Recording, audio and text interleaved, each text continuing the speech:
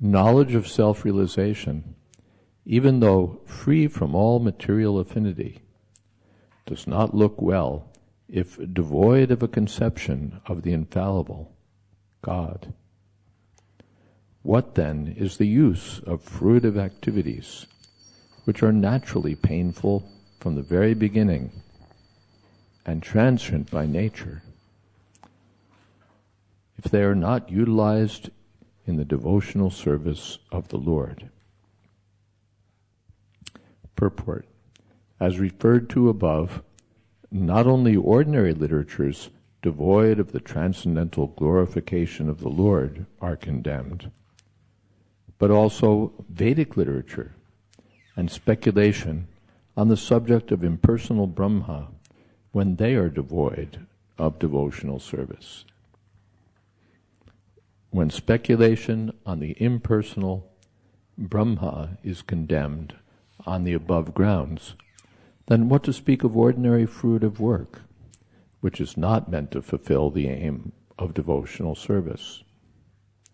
Such speculative knowledge and fruitive work cannot lead one to the goal of perfection. Fruitive work in which almost all people in general are engaged is always painful, either in the beginning or at the end. It can be fruitful only when made subservient to the devotional service of the Lord. In the Bhagavad Gita also it is confirmed that the result of such fruitive work may be offered for the service of the Lord. Otherwise, it leads to material bondage. The bona fide enjoyer of the fruitive work is the personality of Godhead, and thus, when it is engaged for the sense gratification of the living beings, it becomes an acute source of trouble. I'm going to give this a try. Om Jnana Timirandasya Gyananjana Shalakaya Chakshurun Militam Jena Tasmai Shri Gurave Namah Shri Chaitanya Manobhistam Sthapitam Jena Bhutale Swayam Rupa Kada Mahyam Tatati Shapadantikam Vandehang Shri Guru Shri Jatapadakamalam Shri Gurun Vaishnavamscha Shri Rupam Shagrajatam Sahagana Raghunathan Vitamstam Sajivam Sadvaitam Savathutam Parijana Sahitam Krishna Chaitanya Devam Shri Radha Krishna Padan Sahagana Ladita Sri Vishakhan Vitamstra. Hey Krishna Karuna Sindho Dina Bandho Jagatpate Gopesha Gopika Kanta Radha Kanta Namostute Tapta Kam Shana Gaurangi Radhe Vrindavaneshwari Prishabhanu Sute Devi Pranamami Horipriye Vansha Kolpatarubhyascha Kripa Sindho Pyevacha Patitanam Pavanebhyo Vaishnavebhyo Namo Namah Shri Krishna Chaitanya Prabhu Nityananda Shri Advaita Gadadhar Shivasadi Gaur Bhaktarinda Hare Krishna Krishna Krishna Hare Hare Hare Rama Rama Rama Hare Hare. Naishkarmyam apyachuta bhava varjitam nashopate ganamalam niranjanam kuta punashashvada padramishare nacharpitam karma yadapya karanam.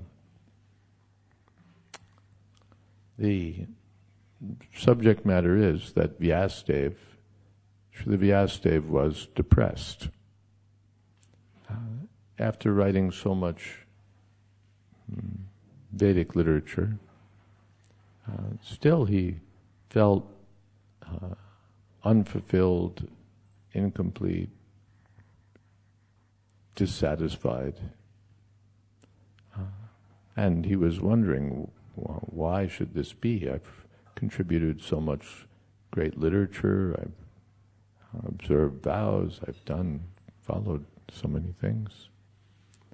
And Nard Muni, his Guru Maharaj, told him that what can you expect? You've written all this literature which just agitates people's minds by painting pictures of heavenly enjoyment through fruitive activities or impersonal speculation leading to impersonal realization. And you haven't glorified the personality of Godhead. So, what can you expect? Naturally you're dissatisfied.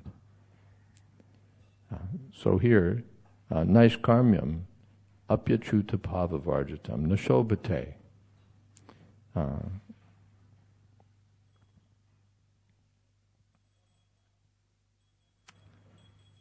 Jnanam alam niranjanam. It doesn't look very good. Nashobhate. What doesn't look very good? Naishkarmyam jnanam. Knowledge of self-realization. Naishkarma means free from karma, free from material activities. Naishkarmyam. Naishkarmam jnanam. Spiritual knowledge. Doesn't look very good. Why not? Niranjanam, it's freed from mundane designations, mundane contaminations. Then why doesn't it look very good? Api achuta bhava varjitam. It doesn't look very good when it's devoid of achuta bhava. Achuta bhava, Prabhupada translates bhava here as conception. The conception of achuta.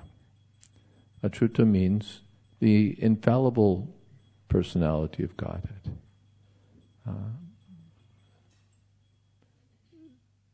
What is that? Stapya me achuta. Arjuna told Lord Krishna, my dear Achyuta, you please pull this chariot, drive the chariot to the middle of the armies, midst of the armies. Ratam stapya me Achyuta.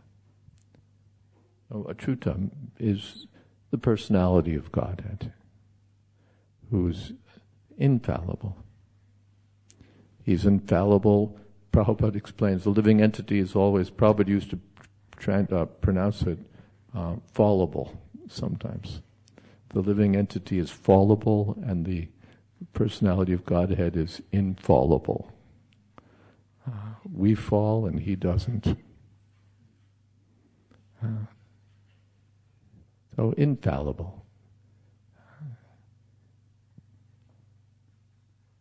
Living beings are always subject to failure one way or another, especially because of their contact with the modes of material nature. But the personality of Godhead is the controller of the modes of material nature. Mama Maya, it's his energy. It's Daivihe Shagunamahi, Mama Maya. Mayadhyakshena Prakriti. It's all working under his control, so he's not affected by the modes of material nature. Teshu te mahi. They're within him, but he's not affected by them. So he's infallible. And bhava means conception, the conception of the personality of Godhead. Or bhava means what would you say, ecstatic love for the personality of Godhead. But here, where's the question of ecstatic love? There's not even a conception of the personality of Godhead. Sometimes devotees want to jump to the level of ecstatic love of Godhead, and they don't even have a clear conception of Godhead. They don't, because to have a clear conception of Godhead, the heart has to be purified. Anartha nivritti, one has to be freed from the unwanted things in the heart. Then one can progress to the stage of firm faith in the personality of Godhead, attachment, attraction, then ecstasy. But those, sometimes we want to be on the fast track, and so we skip the basic practices.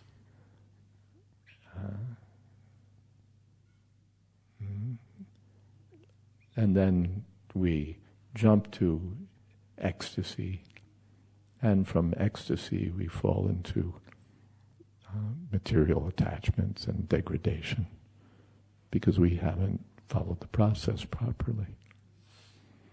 So the first thing is to get a clear conception of the personality of Godhead. Our tendency is to be infected by the impersonal conception. Impersonal is practically next to atheistic. The nirvishesha, shunyavad. One way or another, there's no God.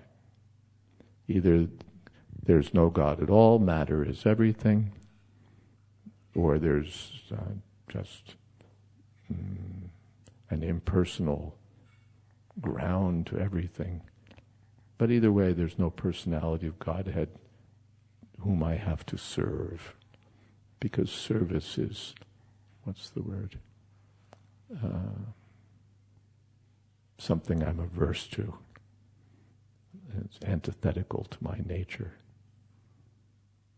In Paradise Lost, better to reign in hell than serve in heaven.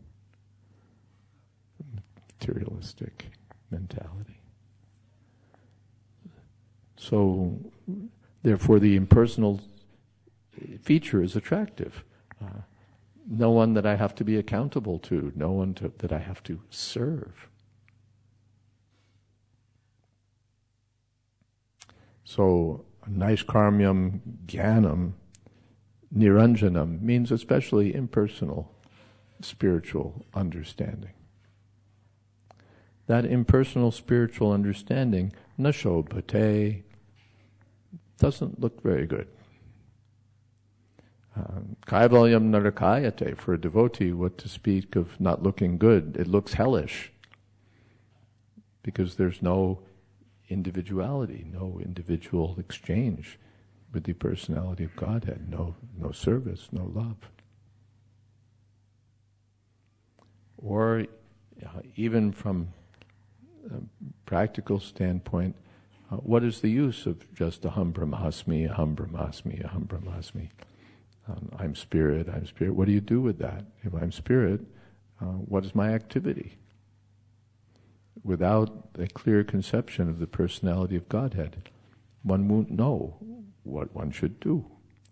One just remains busy with impersonal speculations and with some idea that there's no difference between me and the Absolute. So nashobhate, it doesn't look very good. In Bhagavatam, nye nye ravindaksha vimuktamanina tvayasta bhava avishuddha buddhaya aruya kritstrena param padam tata patantyato nadrata yushmadangraya. My dear Lord, the Aravindaksha, lotus-eyed personality of Godhead, there are persons who are very sure that they're liberated. Vimukta manina. Manina means thinking. And contextually it means thinking wrongly, thinking I'm something I'm not, thinking conceitedly. Vimukta manina. Vimukta manina means a person who thinks that he's perfectly liberated. vimuktamanina.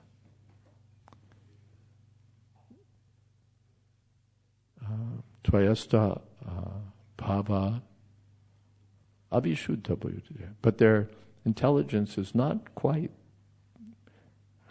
pure.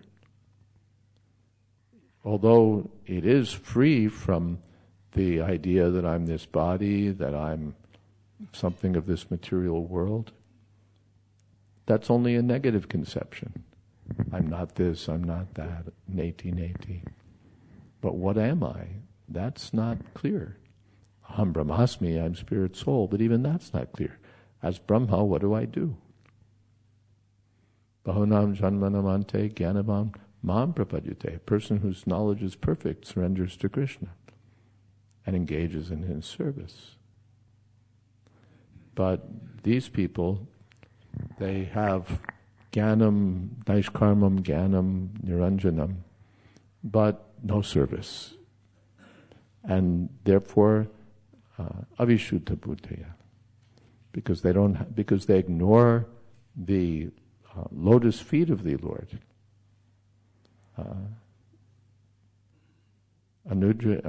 Therefore they fall down even after so much trouble. Patantyadho anadrita yushmadangriya. Without taking shelter of the lotus feet of the Lord, even if one attains liberation, one falls down again. So nashobhate. That doesn't look very good. All that trouble for nothing. Kuta, puna. Then what to speak of? Shashva de bhadram ishvare. Nacharpitam karma yadapya karanam. Then what to speak of work, ordinary fruitive activities?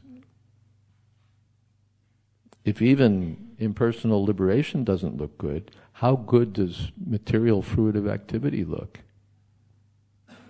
In the third canto, the materialists are described as pitiable by the pitiable. For the devotees, for the impersonalists, the karmis are pitiful. Those poor, miserable karmis engaged in fruitive work, thinking that they're this body and trying to extract some pleasure from sense gratification. The self-realized impersonalists pity such fruitive workers. And the pure devotees pity the impersonalists who've gone through so much trouble for spiritual realization, who've gone so far, but who've neglected the personality of Godhead. Therefore, the impersonalists are the materialists are pitiable by the pitiable.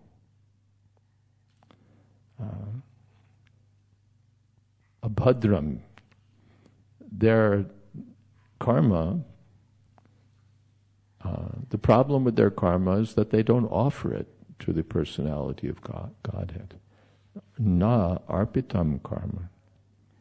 It's not offered to Krishna. And therefore it becomes a source of entanglement.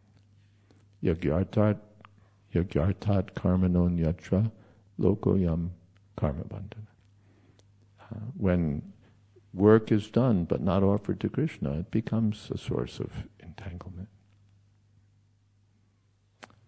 And what is that? Then what is that work? Shashvada bhadram. Bhadra means very nice. And abhadra means not very nice. Prabhupada explains, painful, naturally painful from the very beginning and transient by nature. Transient by nature. In the Bhagavad Gita,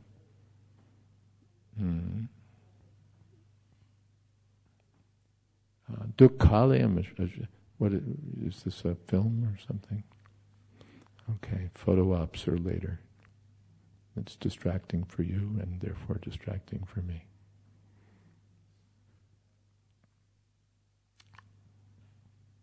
Dukkhalayam ashashvatam.